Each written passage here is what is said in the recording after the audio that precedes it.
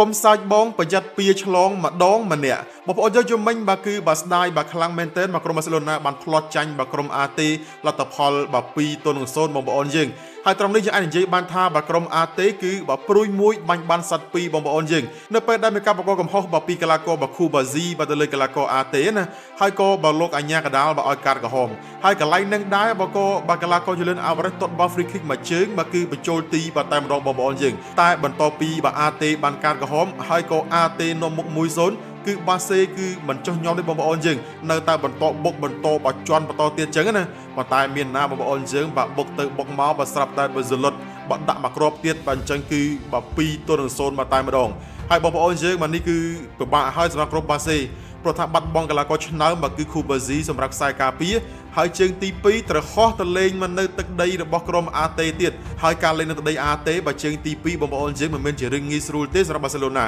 អញ្ចឹងគឺត្រូវធ្វើការធ្ងន់ណាស់បាទធ្ងន់ណាស់